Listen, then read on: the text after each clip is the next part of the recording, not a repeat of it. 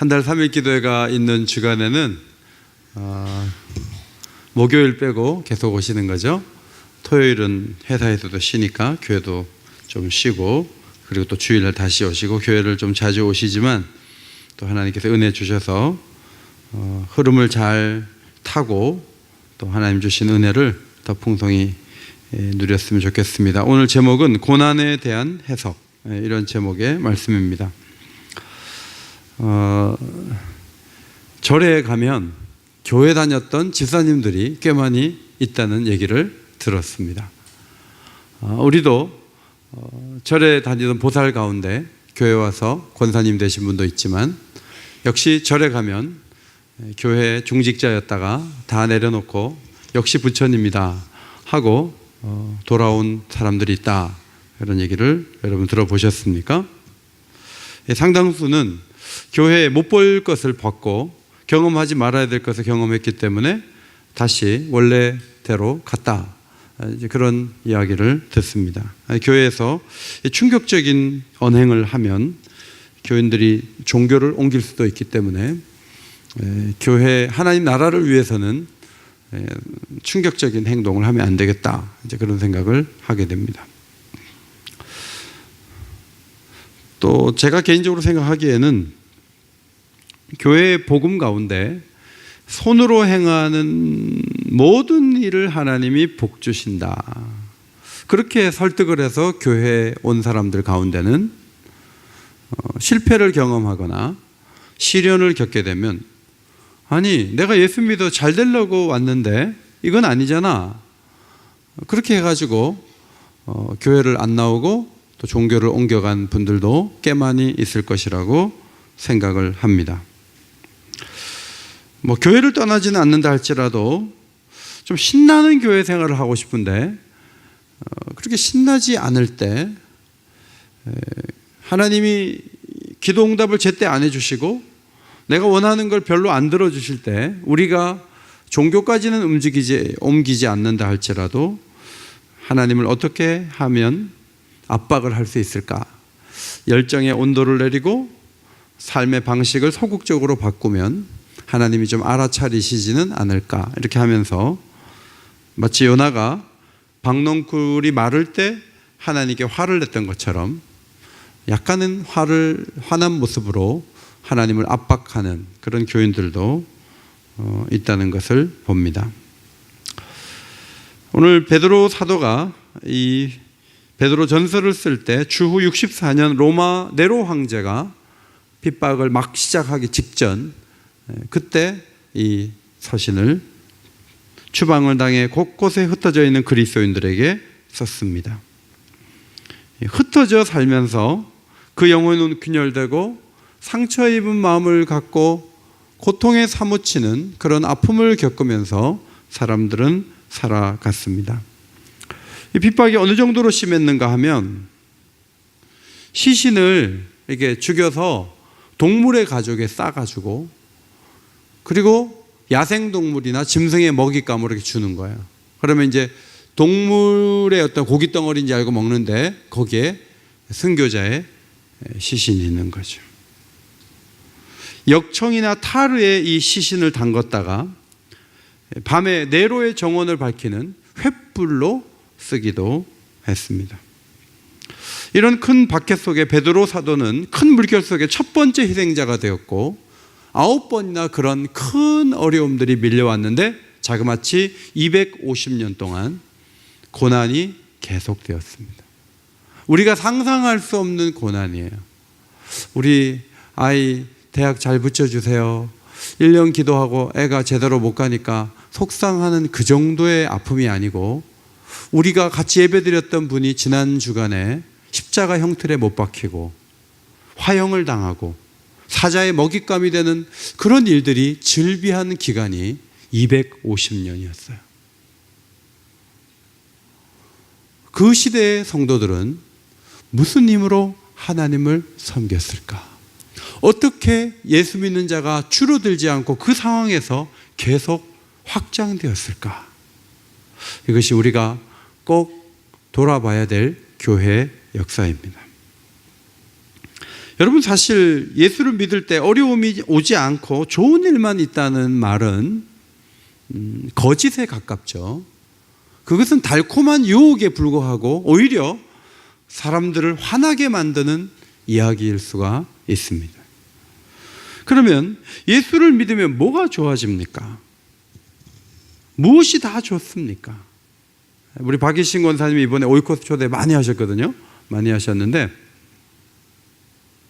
그럼 박이신 권사님이 초대한 분과 박이신 권사님을 비교해 볼 때 그 초대받은 분에 비해서 박이신 권사님이 훨씬 더 건강하십니까? 모든 부분에서 객관적으로 보편적으로 예수 믿는다고 해서 좋아지는 게 뭐가 있습니까? 우리 박이신 권사님도 무릎이 아파가지고 침 맞으러 다니시더라고요. 미안해요, 공개해서. 근데 60대 되면은 다 몸이 아프고 침을 맞으러 다니죠.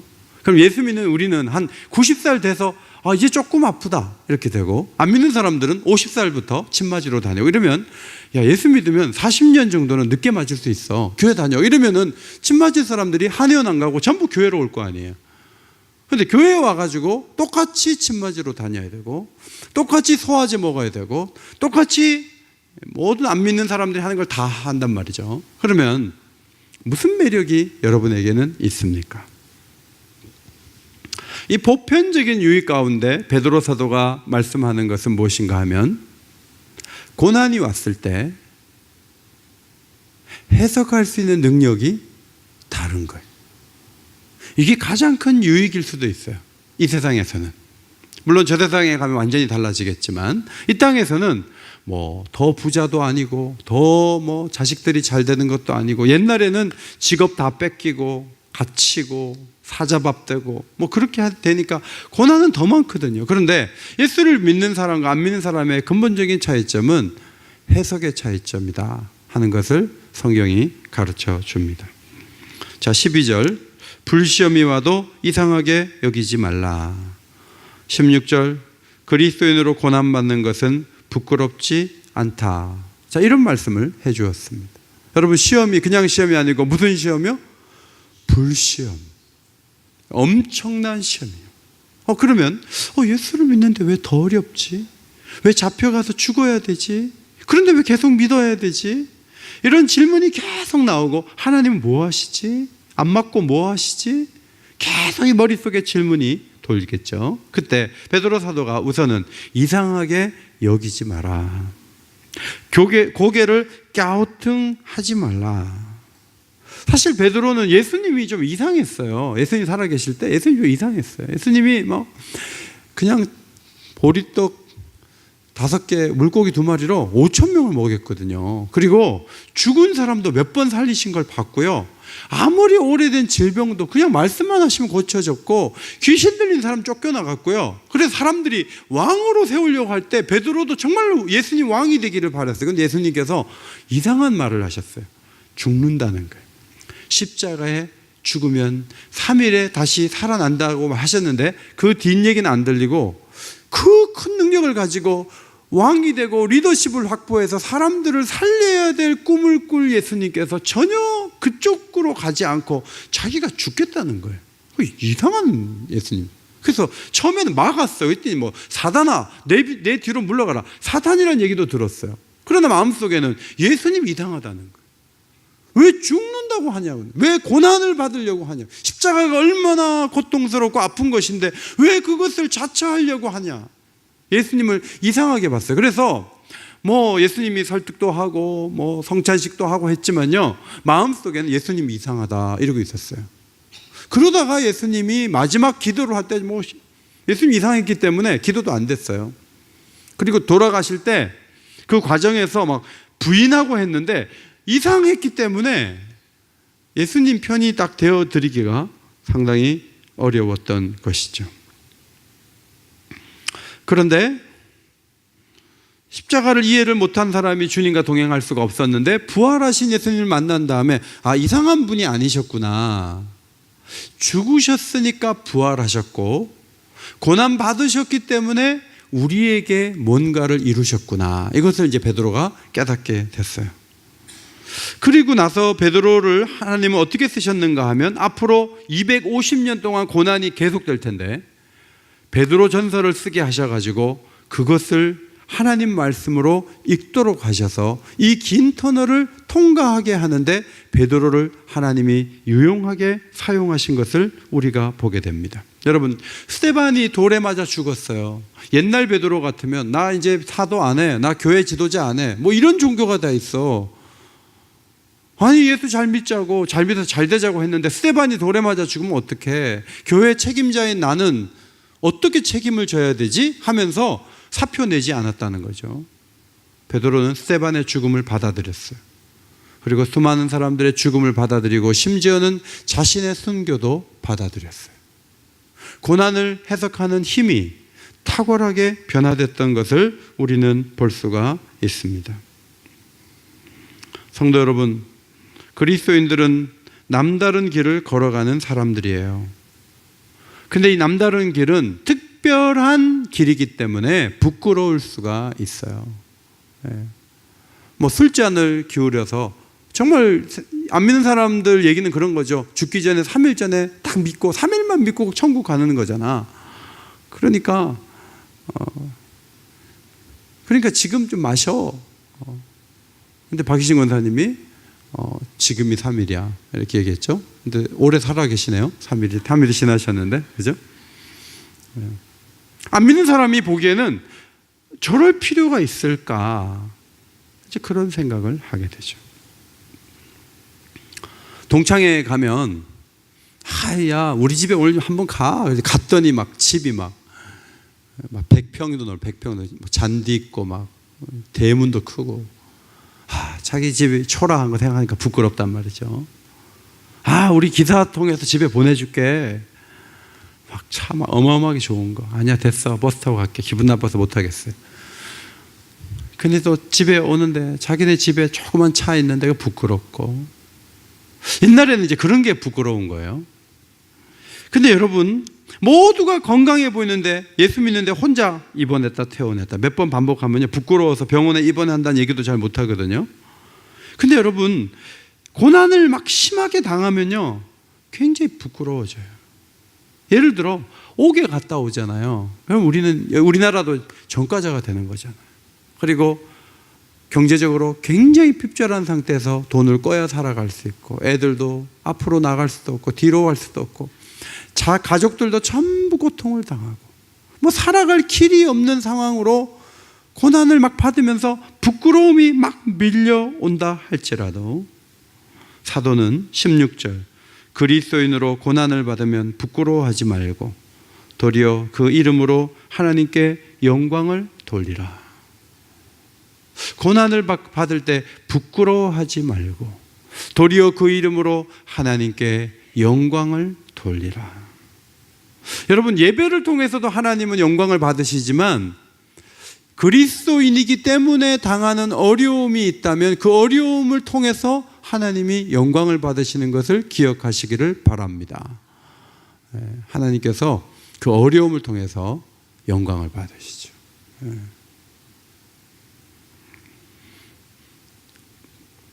우리 예진이한테 편지가 왔는데요, 애들이 교회를 한 번도 안 가본 애들이 주변에 있더래요.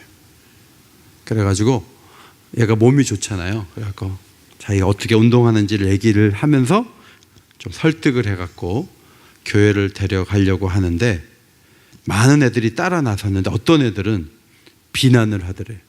군대 왜 왔냐는 거예요. 전도하러 왔냐는 거예요. 이게 목사 아들 아니라 그럴까봐. 이제 비난을 하는 거예요. 근데 그 비난을 받을 때 섬찟할 수 있어요. 섬찟할 수 있어요. 저도 실패한 그 오이코스가 10명이나 되는데 탁구장에 딱 갔더니 10명이 표정이 안 좋아요. 한쪽으로 딱 몰린 것 같고 저를 약간 왕따시키는 것 같은 느낌을 잠깐 받았어요.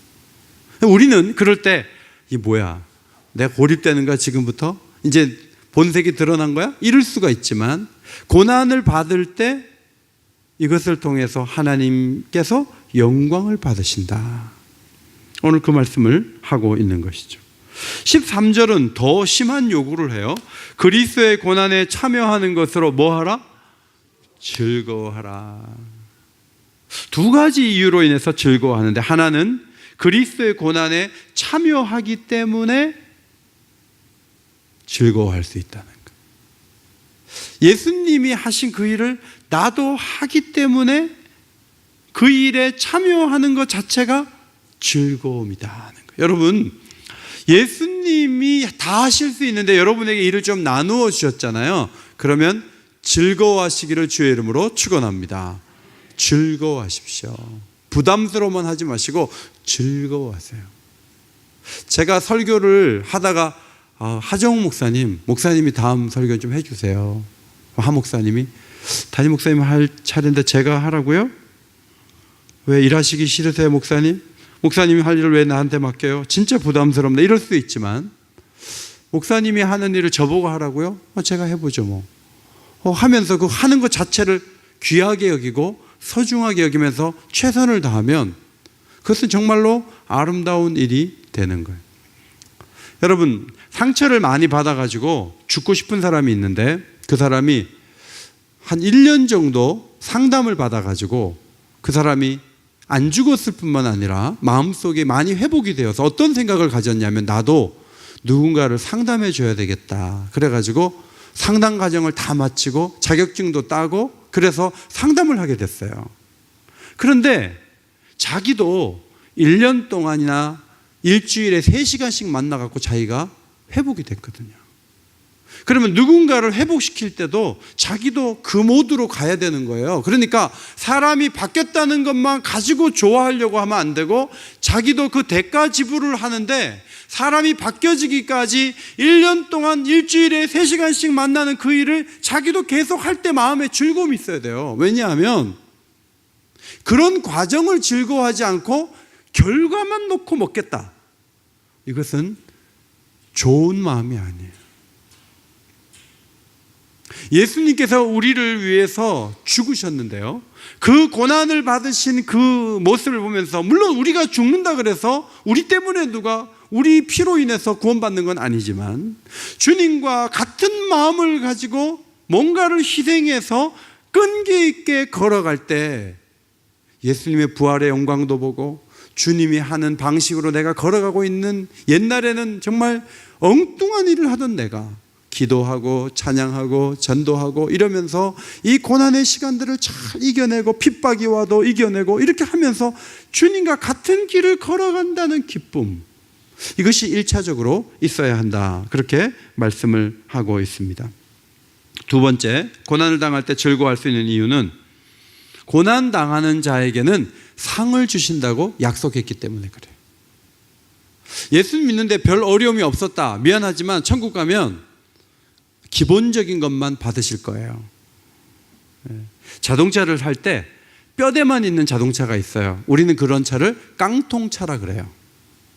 천국에 가면 같은 차를 받는 게 아니고 옵션이 좋은 차를 받는 사람이 있는 반면 기본적인 차를 받는 사람이 있을 정도로 상급이 있다는 것을 말씀해 주고 있어요. 자, 야고보서 1장 12절 말씀 앞에 보시고 같이 읽겠습니다. 시작. 시험을 참는 자는 복이 있나니 이는 시련을 견디어낸 자가 주께서 자기를 사랑하는 자들에게 약속하신 생명의 면류관을 얻을 것이기 때문이라.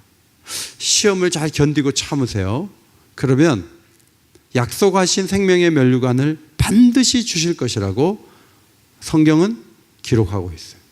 그래서 어려움이 올 때 상급도 좀 커지겠네, 이 꿈을 좀 품으실 수가 있는 거예요. 그러니까 어려움 당하면서 견딘 사람들은 이런 생각이 있었다는 거죠. 자, 예수님도 마태복음 5장 11절 12절에 한 번 더 읽겠는데, 상을 사모하시는 분은 크게 읽고요, 나는 그런 거 없어도 됩니다 하는 분은 작게 읽으세요. 같이 한번 읽겠습니다. 시작. 나로 말미암아 너희를 욕하고 박해하고 거짓으로 너희를 거슬려 모든 악한 말을 할 때에는 너희에게 복이 있나니 기뻐하고 즐거워하라. 하늘에서 너희의 상이 큼이라. 그러니까 상을 좀 크게 받으려면 욕을 좀 드셔야 되겠어요? 욕을 하나도 안 먹어야 되겠어요? 예? 어떻게 돼요? 욕을 좀 많이 먹어야지. 근데 욕을 먹으려면 뭘 해야 되겠어요? 전도해야 돼요. 전도하지 않고서 욕먹을 길이 없어요. 열심히 전도하면 욕을 먹게 돼 있어요. 근데 우리 교인들은 너무 점잖아서 욕먹는 걸 싫어하셔. 그럼 나중에는 기본적인 것만 받으실 거예요. 천국 가면. 큰 상을 받으시려면 욕을 세게 먹고 자주 먹어야 돼요. 복음을 전하다가. 고난을 당한 자들은 이 상에 대한 확신, 이런 것이 있었던 거죠. 14절에 보니까 그리스도의 이름으로 치욕을 당하면 뭐한 사람이다? 복 있는 사람이다. 야, 저 사람 저렇게 돈을 많이 벌었네. 1년에 몇 억을 벌었네. 아이고, 복 있는 사람이네. 세상 사람들 그렇게 말하는데 우리는 치욕을 당하는 그 사람이 복이 있대요. 우리 관점에서는 핍박이 오잖아요. 감정이 흔들리고 육신은 지치고 영혼은 힘이 빠져요. 이게 우리 사람이니까 그럴 수 있어요. 그런데 하나님의 관점에서는 여러분, 어려움이 올 때 하나님은 성령을 부으세요. 성령을 그 머리 위에 부으셔서 그 사람으로 하여금 그것을 견딜 수 있는 성령으로 무장시켜 주시는 축복을 주신다는 사실을 바라보시기를 바랍니다. 그러면 돈을 많이 번 것도 복이겠지만 성령을 부어주신 것만큼 큰 복이겠습니까? 가만히 있는데, 어려움도 없는데, 자기 힘으로 다 할 수 있는데 그 사람한테 무슨 성령이 필요가요? 자기 힘으로 감당이 안 되는 일이 있을 때, 그때 견디기 힘들어서 하나님을 찾는데 하나님이 성령을 부으시는 거예요. 그래서 그때 성령의 은혜를 경험하는 거죠. 이어서 하시는 말씀은 부당한 대우를 받을 때 우리가 누리게 되는 축복은 성령의 도우심이라고 말씀하시면서 살인이나 도둑질하거나 악행을 저지르거나 남의 일에 참견하다가 어려움 당하지 말라. 지혜가 부족해갖고 남의 일에 막 끼어들다가 막 어려움 당한 걸 가지고 내가 주를 위해서 고난받았다 이렇게 말할 수 없다. 초점이 분명한 고난이어야 된다. 그렇게 말씀을 합니다. 그 다음 17절에 가면 모두에게 하나님의 엄중한 심판이 온다고 경고를 하고 있어요. 조금 말씀이 어려운데 뜻은 그런 뜻이에요. 우리들도 어려움을 당하고 안 믿는 사람도 어려움을 당할 것이라고 얘기를 해요. 우리들이 어려움을 당하는 것은 성화를 위해서, 성장을 위해서 하나님이 여러 가지로 고려해서 어려움을 주신다는 뜻입니다. 우리들도 자녀들을 키울 때 꾸짖고 훈육하잖아요. 누구나 예수님을 닮아가고 이 세상을 살아내는 과정은 쉽지 않아요. 어려워요. 네. 오늘도 제가 잘 아는 목사님 사모님이 아파가지고 병원에 혹시 아는 분이 있냐고 저한테 문자가 왔어요. 지방에 계신 분이. 그래서 3기 진단을 받으셨다는 거예요, 오늘. 그래도 치료받을 수 있습니다 하고 제가 말씀은 드렸지만 그것을 치료받기까지 얼마나 많은 눈물과 아픔이 그 목사님 부부에게 있고 그 교회에 있게 될까, 이제 그런 생각이 들었어요. 때로는 질병으로 우리가 연단을 받고 때로는 소외됨과 때로는 여러 가지 모습으로 우리가 연단을 받는데 하나님이 그런 아픔들을 허락하시는 것은 우리를 그 속에서 성화시키시고 더 거룩한 사람으로 만들어가는 과정을 우리가 겪게 되는 것이죠. 그러나 반대로 성도들에게 고통을 주고 비난하고 욕하고 교회를 함부로 하는 사람들도 심판을 받게 될 것이다. 같은 어려움이지만 우리는 성화를 위한 것이고 그들은 심판을 향한 것이다. 이렇게 구분해서 해석을 하고 있는데 18절 말씀은 잠언 11장 31절을 베드로 사도가 생각하면서 쓴 말씀이라고 생각이 됩니다. 또 의인이 겨우 구원을 받으면 경건하지 아니한 자와 죄인은 어디에 서리요. 자, 잠언 11장 31절 말씀 보라 의인이라도, 같이 읽겠습니다. 시작. 보라 의인이라도 이 세상에서 보응을 받겠거든 하물며 악인과 죄인이리요. 여러분, 의인이라 그래도 이 세상에서 하나님이 다 달아보시거든요. 그리고 이런저런 이유로 때로는 욥처럼 뭐 죄가 없어도 막 수만 가지 일들이 일어나고, 그러면서 하나님이 우리를 다듬어 가시지만 악인과 죄인이 하나님의 그 불심판 앞에서, 큰 심판 앞에서 어떻게 견디겠느냐, 이 말씀을 18절에 하고 있습니다. 이 말씀은 말라기 3장 1절 이하에 나오는 말씀과도 연결이 됩니다. 제가 읽겠습니다. 만군의 여호와가 이르노라. 보라, 내가 내 사자를 보내리니 그가 내 앞에서 길을 준비할 것이요, 또 너희가 구하는 바 주가 갑자기 그의 성전에 임하시리니 곧 너희가 사모하는 바 언약의 사자가 임할 것이라. 그가 임하시는 날에 누가 능히 당하며 그가 나타나시는 때에 누가 능히 서리요. 그가 금을 연단하는 자의 불과 표백하는 자의 잿물과 같을 것이라.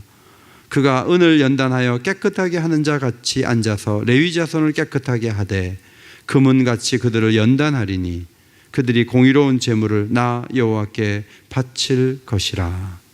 하나님께서 금과 은을 재련하듯이 우리들에게 성전에 오셔서 깨끗하게 하시는 그런 일들을 하는데, 표백하는 자의 잿물같이 역사하실 때 그 고통이 성도들에게 분명히 있는 것이죠. 그러나 하나님이 불러오실 때 우리에게는 깨끗하게 하는 것이 되겠지만, 복음에 순종하지 않는 자들은 그 불로 멸망을 당한다고 말씀하고 있습니다.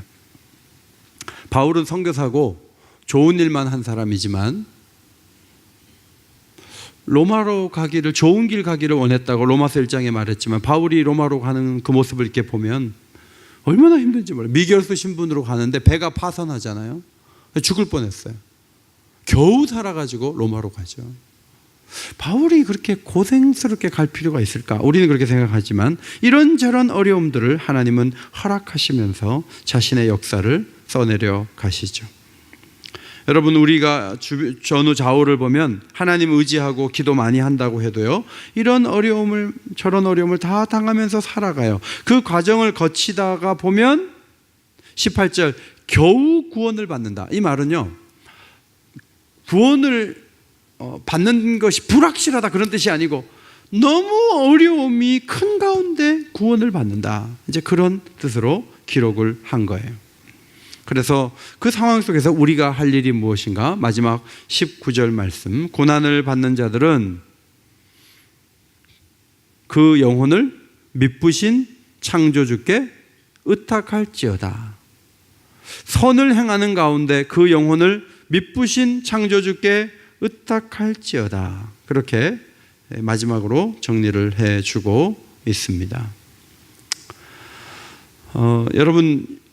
여러분이 어떤 어려운 일을 당할 때 하나님이 그것을 아십니까? 모르십니까? 알고 계세요. 여러분은 기분 나쁘게 생각하셔서 알면서 어떻게 그런 어려움을 나한테 줬지? 이렇게 이제 질문하시잖아요. 자주. 저도 그런 적이 있고. 근데 생각을 그렇게 하지 마시고 다 알고 계실 거야. 그럼 이렇게 생각을 바꿔서, 그러면 이렇게 생각하세요. 그 다음에는 하나님이 근데 알고 계신데 그냥 두시겠어? 가만히 안 있으실 거야. 반드시 도와주실 거야. 아는데 가만히 계실 뿐이 아니야. 나하고 관계가 있는데 반드시 도와주실 거야. 이렇게 믿고 하나님 앞에 더 많이 의탁하시기를 주의 이름으로 축원합니다. 더 많이 의탁하는 게 중요해요. 전능하신 하나님은요, 미쁘다 그랬는데 이쁜 게 아니고요, 신실한, faithful이에요. 신실하신 하나님이에요. 핍박을 하면, 네로가 마음대로 하면 네로 입에서 나온 대로 움직여지잖아요. 죽이라 그러면 죽이고, 살리라 그러면 살리고, 풀어주라 그러면 풀어주는 건데, 네로가 다 하는 것 같지만 그래도 당당하게 순교자의 대열에 선 사람들이 무슨 생각을 하냐면, 네로가 저렇게 말하지만 네로 뒤에는 하나님이 계셔. 하나님은 네로 황제보다 더 크신 분이시고, 하나님이 허락하신 것이 내 죽음이라면 난 죽어. 근데 하나님이 살리시려면 얼마든지 살려. 교회의 영광은 계속될 거야.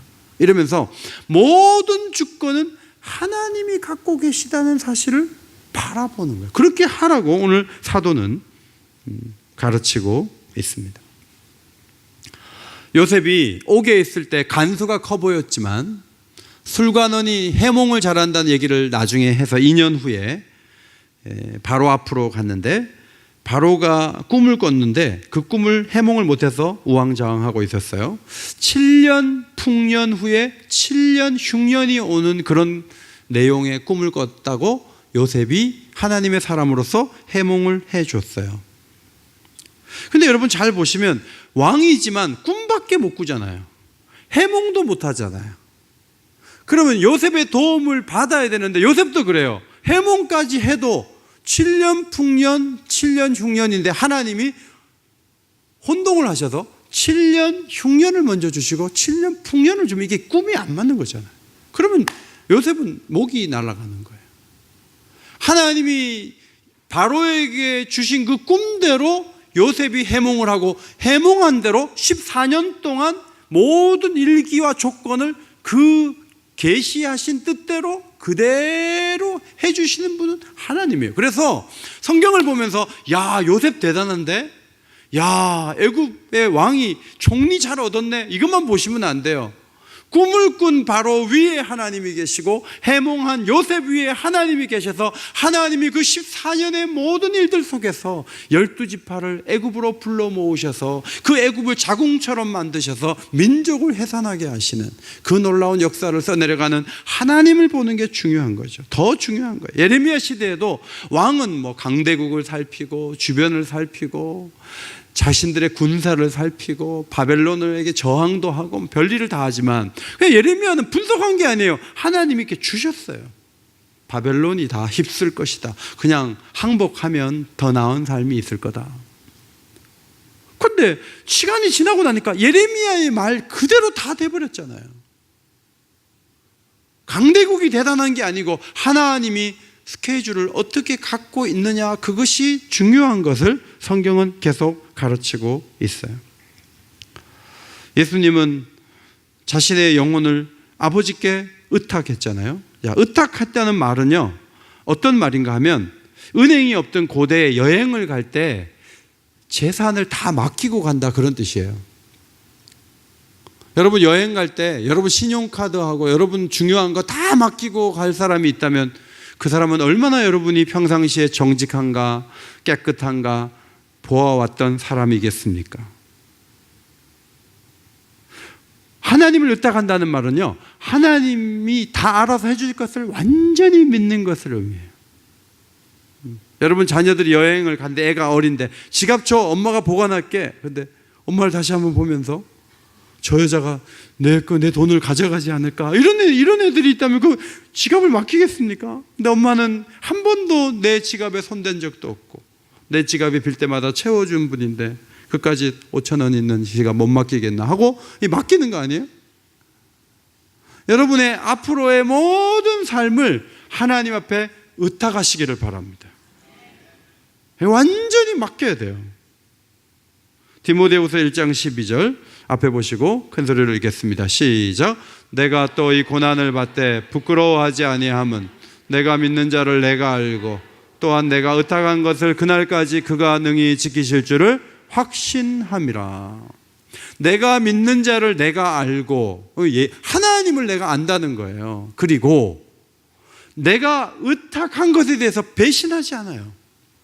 내가 맡겨놓은 것에 대해서 더 잘하실 거예요. 국민은행에서 할아버지 여기 투자 신탁에 하면 이율이 많아요. 이렇게 하다가 다 끝나고 막 계약서 다 쓰고 했는데 근데 손실이 있을 수 있지만 그럴 일은 없을 거예요. 그리고 2년 후에 갔더니 국민은행에서 손실을 있게 해놓는 거예요. 국민은행도 규제들이 막 움직여도요, 잘못 소개를 할 수가 있는 거예요. 재산을 의탁했는데 까먹는 은행도 있을 수가 있어요. 근데 하나님이 여러분이 맡긴 것에 대해서는 더 놀라운 일을 완전히 이루실 것이라고 확신하시기를 주의 이름으로 축원합니다. 예수님께서 십자가를 지셨던 거는요, 혹시 이러다가 그냥 죽고 끝나는 거 아니야? 이러지 않으신 거예요. 예수님은 어떤 믿음이 있었는가 하면 천지가 없어지기 전에는 율법의 1.1획도 결코 없어지지 아니하고 다 이루리라. 하나님께서 다윗의 입을 통해서 시편 16편에 부활을 말씀하셨어요. 그것이 자기의 삶 가운데 반드시 이루어진다고 믿고 다 의탁하심으로 십자가를 지실 수가 있었던 거예요. 여러분은 하나님을 얼마나 의지하십니까? 얼마나 신뢰하십니까? 저는 하나님을 의탁하는 방법 가운데 하나가 앞에 기록된 4장 7절이라고 보았습니다. 자, 4장 7절 앞에 보시고 4장 7절 앞에 보시고 4장 7절 읽겠습니다. 시작. 너희는 정신을 차리고 근신하여 기도하라. 여러분, 깨워서 기도하는 것만큼 하나님께 의탁하는 좋은 방법이 없어요. 기도는요, 하나님께 다 맡깁니다라는 사인이에요. 기도가 줄어들고 기도를 안 하게 되고 기도를 희미하게 하는 이유는 하나님이 없어도 살만하고 하나님이 없어도 할만하고 하나님이 없어도 큰 지장이 없는 일들이 이어지기 때문에 기도를 잘 안 하는 거예요. 정말 불시험이 오고 어려움이 오면 기도할 수밖에 없고 기도 외에는 대책이 없는 거예요.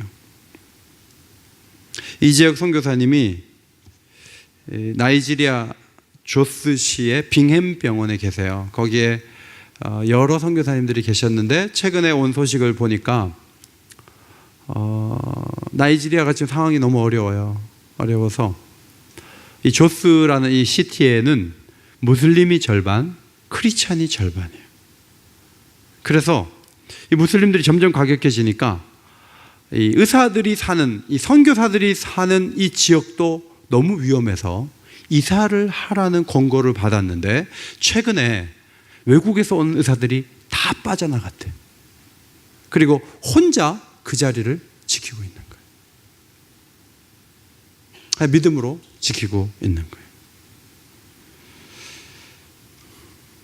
의사들이 다 나갔는데 얼마 전에 그런 얘기를 들었대요. 20년 의료 선교사로 사역한 분의 의사의 부인이 이런 말을 했대요. 나의 남편이 병원에서 무슨 감정을 느끼며 사역하느냐 하면 부끄러움입니다. 이런 얘기를 했대요. 왜 그런 얘기를 하지? 20년 사역했으면 수술도 잘하고 모든 걸 잘할 텐데 왜 부끄러움이라고 한마디로 표현을 했을까? 이제 그랬는데 얼마 전에 이재혁 선교사님이 부끄러운 일을 당했대요. 이재혁 선교사님은 외과의인데요. 자기의 그 전문 분야가 의사들마다 있거든요. 그래서 암 수술하는 분은 암을 한 부위에 대해서 계속 수술을 하니까 전문가가 되는 거죠. 근데 이재혁 선교사님은 이 담낭이나 이런 데 수술은 안 하셨고 다른 부위를 주로 수술하는 의사였는데 다 빠져나가고 최고로 좋은 의사가 이재혁 선교사님이야. 그런데 담낭에 큰 문제가 있는 자매가 입원을 했는데 거의 죽어가는 상황이에요. 170cm의 키에 몸무게가 47kg.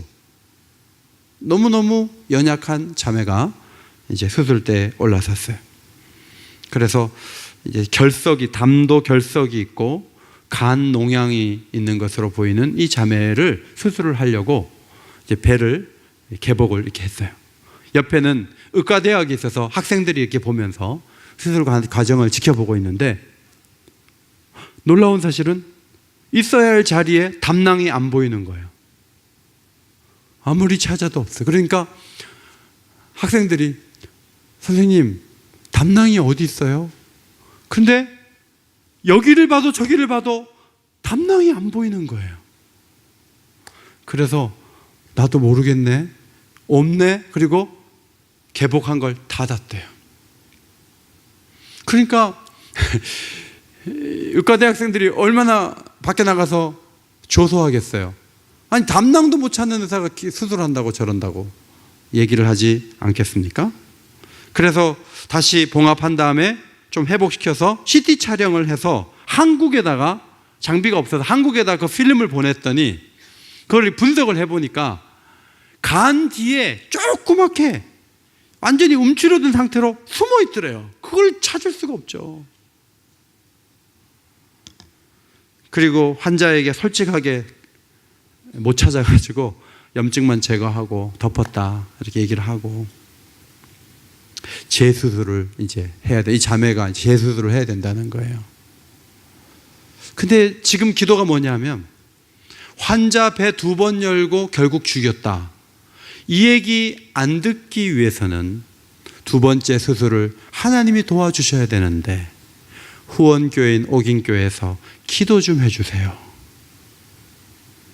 자신이 늘 담낭 수술하는 의사가 아니었고 이건 자기가 열심히 하던 분야가 아니에요. 다 떠나가고 이제는 이분밖에 할 사람이 없어요.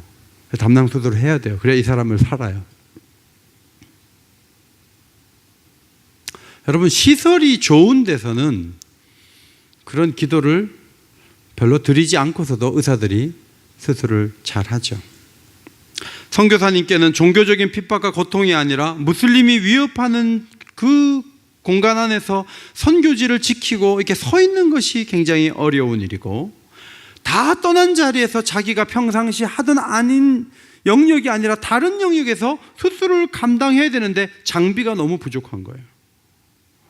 이 상황에서 선교사님은 최고로 지금 신경을 쓰고 애쓰는 게 뭐냐면 기도라고 그렇게 말씀을 하셨어요. 저와 여러분은 기도의 열심을 더 내야 되겠는데, 우리는 여러 가지 처한 상황도 다르고 어려움을 겪는 내용도 다 다른데, 중요한 것은 우리가 어떻게 이 어려운 상황을 해석하느냐 하는 것이고, 또 중요한 것은 원망 없이 얼마나 하나님을 찾고 구하는 삶을 살아갈 수 있느냐 하는 거죠. 기도라고 하는 것은 최소한의 노력을 하는 것도 아니고 아주 기본을 까는 것도 아니에요. 기도는 연약한 우리가 할 수 있는 최고의 헌신이고 선택이에요. 오늘 밤에도 그런 차원에서 기도하시면서 더 나은 해석을 내릴 수 있는 안목을 갖게 되시기를 바랍니다. 오늘 밤에도 기도하시면서 여러분이 할 수 없는 그 일을 하나님이 해결해 주시도록 하나님께 맡기고 지혜를 구하는 가운데, 고난 가운데 더욱 더 좋은 열매를 맺을 수 있는 복된 자리에 다 나가게 되시기를 주님의 이름으로 축원합니다.